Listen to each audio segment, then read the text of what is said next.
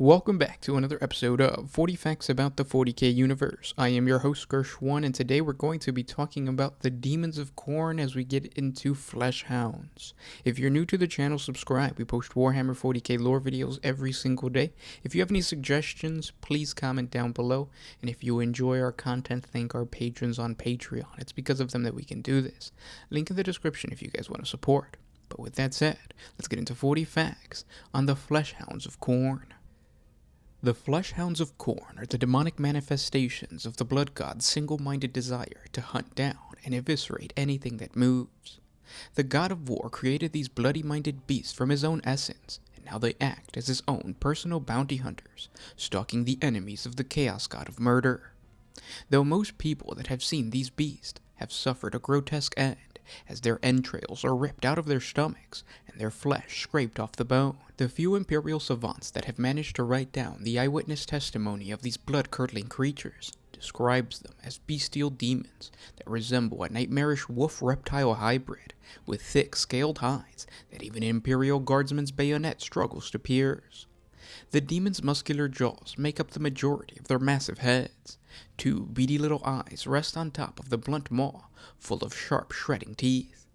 Those that have seen inside the creature's mouth are haunted by the decaying human parts that are lodged in between the teeth, what they describe as hopefully being small xenoskulls or human flesh-covered limbs dangling out of the demon's disgusting mouth.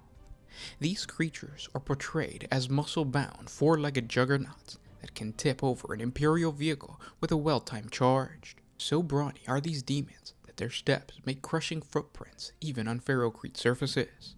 Various accounts differ on the coloration of their scales. Most describe them as being dark red, with often black patterns, ubiquitous with the color schemes of the many demons of the blood god Khorne. But other depictions show these creatures as being violet, black, or sometimes even white, as a means to better display its victim's bloodstains streaking through the demon's body.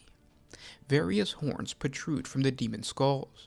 Often the smaller ones sprout from the snout and get larger until they reach the back of the cranium, where they are massive and dangerously sharp. Some testimony describes webbing in between the larger horns. This thin and often ripped cartilage can fan out based on the demon's roar. Imperial savants have not managed to pinpoint the purpose of these fan-like appendages, but some speculate that they act as sensors, reading the ebb and flows of the immaterium and tracking the demon's prey based on its psychic emanations in real space. Others speculate that it acts as a communication tool, making it easier to signal and coordinate assaults with other flesh hounds, and there are others still that simply believe these fans are there to strike fear into the enemy. While not all flesh hounds share these tools, every account of these demons have reported a series of spikes running down the spine of the four-legged monstrosity, often ending on a sinuous spiked tail that whips with incredible force as the creature stalks. All flesh hounds don the collar of Khorne, the defining mark of the blood god's power over his demons. Hanging around the throat of the flesh hound is a large brass collar that seems fused to the creature's skin. Those that have laid eyes on this massive choker describe it as appearing painful to the wearer, but in reality, the collar protects the demon from psychic attacks, as it absorbs the warp energies before they can harm the wearer. This anti-psychic defense makes the flesh hounds the bane of all sorcerers, and because of this, there is not a single psyker in the galaxy who does not fear the hunting beasts of the blood god. When the blood god pleases, he spawns his gore-thirsty minions into his realm, and orders these beasts to the foot of his throne, where their collars are shackled, and they are unleashed by the thousands to the bone-littered plains of Khorne's territory. Inside the warp, they fight amongst each other, slaughtering their kin, and forging pacts based on their savagery. Only the most violent survive these first few hours, and once their bloodthirsty throngs have been established, they storm through the realm, spreading bloodshed amongst the demon-filled battlefields of Khorne's domain. Flesh hounds are found everywhere, stalking demons of stone and magma on the volcanic peaks at the edge of Khorne's territory, to chasing away juggernauts that come to drink from the river of blood that flows with liquid rage. The Hounds of Khorne hone in on their hunting skills, and eventually their god orders them back into his brass fortress, where they patrol the skull yard inside the citadel's walls. sniffing out the blood scent of any who would dare attempt to break in. The war god uses his flesh hounds as a sharpening tool, making sure his legions are always ready for violence. When he deems it necessary, he hides a demon sword, known as Khorne, the Blood Hunger, inside one of his flesh hounds, and allows his armies to hunt down the demon and claim the weapon, which is capable of cutting not only through matter, but also time. The demons and followers of Khorne slaughter each other as they attempt to capture the flesh hounds. All the while, the creatures butcher any demon that approaches them. The demon, brave, strong, or fortunate enough to slay the flesh hound containing the demon sword, becomes the lord of the slaughter, and may wield the blood hunger. For a day, or an age, as Khorne sees it fit, the lord of the slaughter enjoys great privilege in battle. When Khorne wearies of his lord of slaughter's exploits, the blood god begins the tournament again. A flesh hound devours both wielder and the sword, combining their essence, and the demons battle again until Khorne finds a new lord of the slaughter. When not strengthening Khorne's legions or protecting Khorne's territory, the blood god unleashes his flesh hounds to hunt his enemies, whether they be mortals or demons. Incursions into other chaos gods' territories are a common task for the hounds of the blood god. Tearing through demonic etheric matter is almost as pleasing to these creatures as mortal flesh. To a flesh hound, very few things are as satisfying as dismembering a demonette, or flaying any other demon of the chaos god Slaanesh, the nemesis of Khorne. When ordered to hunt down prey in real space, a flesh hound is given the scent of the blood of some doomed soul, and then let loose, ordered to bring the mortal skull back to his master. Flesh hounds are relentless when on the hunt, and even pursue their target across vast interstellar distances, constantly closing in. Their howling often drives their target to madness before the hound's own razor-sharp teeth sink into the flesh. While patient enough as trackers, hounds tend to give in to their inherent bloodlust when prey is finally sighted. With bone-chilling howls, they rush forward, crossing open ground with astonishing speed. Leaping at the last moment, the hounds attempt to physically overpower their targets, savaging them with teeth and claw. Large or particularly well-armored foes, like vehicles, are encircled, with individual hounds darting in from different directions, warring at their target until it finally falls from exhaustion or the vehicle is disabled and unable to move. Once the foe is down, the hounds rush in mass for the final kill. Hounds normally hunt in packs, and only the most well-armed and disciplined can hope to face such an assault and survive. Those marked as quarry for the flesh hound are doomed to run to ground and be torn to shreds by their red dripping fangs. Faultless trackers and merciless in their chase, only a few ever live to recount their gory pursuit. With their prey slain, the flesh hounds growl and snap at each other as they compete for cuts of meat. Once stripped of flesh, the choicest bones are then carried back and buried amidst the huge collection of diverse skulls that fill their master's brass citadel. In the realm of Khorne, the flesh hounds are a threat to all creatures. Even greater demons must tread wary when out on the plains of powdered bone, for in their domain the flesh hounds are territorial and pounce on intruders in ravenous packs, hundreds strong. Flesh hounds are led by the largest and most vicious of their kind, invariably a slavering beast of pure aggression that has survived centuries of challenges for supremacy in the pack. It is common to find flesh hounds fighting in the demonic blood legions of Khorne. Some are incorporated as fast-flanking units, vanguards sent to probe enemy lines, or savage vulnerable targets. The cohorts of the Exhaustion Legions are filled with fleshhound packs, directed by the Heralds of Khorne to hunt down specific targets or swarm an enemy position. The most powerful and well-known fleshhound is the three-headed Hound of Vengeance known as Karnak. For those that experience the wrath of Khorne, mortal and demon alike, there is but one fate. Those who insult the raging god's pride, warriors that break Khorne's creed, cowards that refuse to shed blood. Khorne's anger reaches them all. From one end of the galaxy to the other, across space and time, Karnak is the incarnation of Khorne's vengeance. Relentless, vicious, and single-minded, Karnak hunts his prey across the warped demon realms, through the depths of space, across swirling gas clouds and blazing supernovas. No army can defend against him, no wall can bar his path. When not hunting, Karnak prowls the shadows of the blood god's throne room.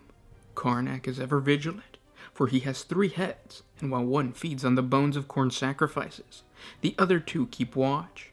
None pass into Khorne's throne chambers, except with the leave of this watchful guardian. Sometimes an unwary bloodletter strays too close, and Karnak pounces. It is a brutal end, signaled by the snap of a vertebrae, the splattering of blood, and the chorus of chilling snarls. As Khorne's anger rises, Karnak ceases his feeding and lopes to his master's side. With a roar, Khorne unleashes Karnak. The great hound of Khorne lifts his 3 heads, nostrils flaring as he catches the scent of his prey. He paces to and fro, growling and snarling as each head, in turn, savors the portion of the scent. Each head can trace Karnak's quarry in a different fashion. The first head follows the trails through space. The second tracks the scent through time. And the third head, the most dangerous, senses the quarry through his thoughts, scenting their innermost feelings through dreamscapes and delusions. The third head guarantees that no prey eludes Karnak. Those with wit and skill can avoid temporal detection, but no man can outrun his own mind. Once Karnak has fixed upon the odor of his victim, the Hound of Vengeance lopes forth on his hunt, gathering pace as the trail grows stronger.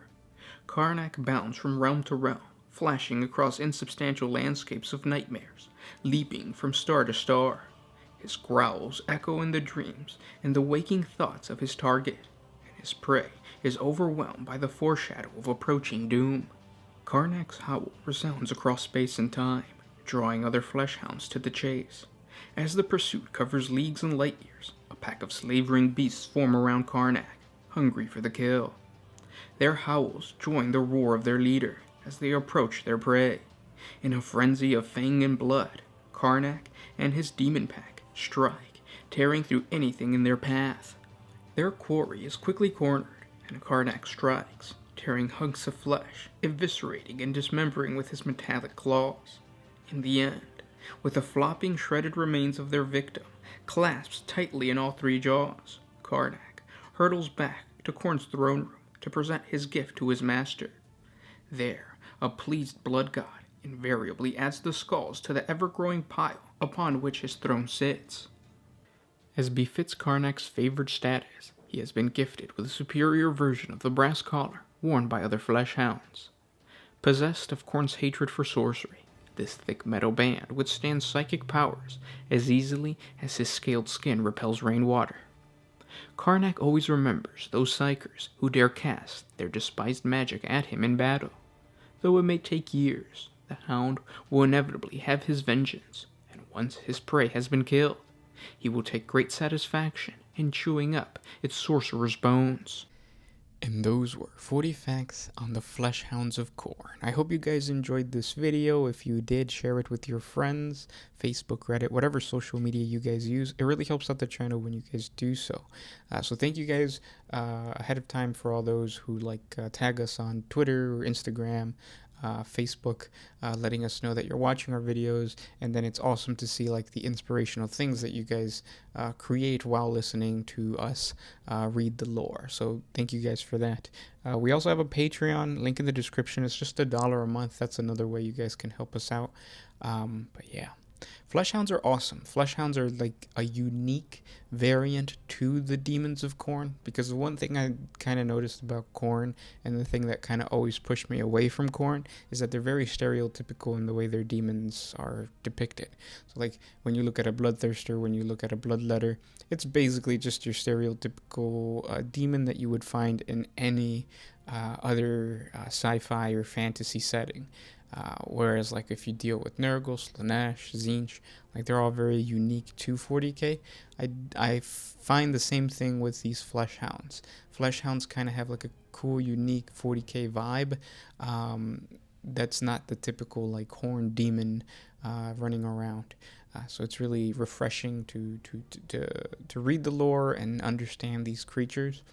And then another reason I wanted to do this is because if you guys have been following us on Instagram, I'm starting a Blades of Khorne army for Age of Sigmar. And one of the tactics is not just including mortals, which are just your regular like reavers and blood warriors, but also throwing in some demons.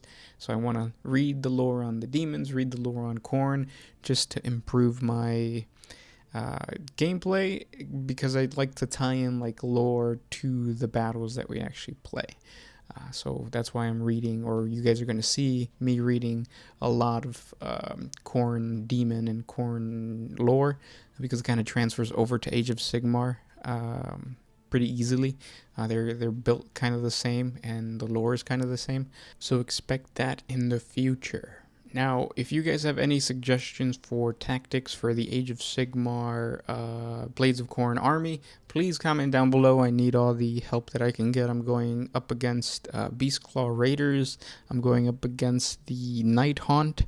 So I'm not too worried about the Beastclaw Raiders, but the Night Haunt seems to be a pretty OP faction within Age of Sigmar. So if you guys have any suggestions, I would really appreciate that in the comments section below. Now, if you guys do play the tabletop 40K, don't forget that we are selling some cool objective markers. So if you want some One Mind Syndicate merch, link in the description down below to take you to the objective markers. There's a limited amount, so once they're gone, they're gone. But yeah, just wanted to plug that in there. Thanks for listening, guys, and I'll talk to you tomorrow. This was Khorne with One Mind Syndicate signing out. Always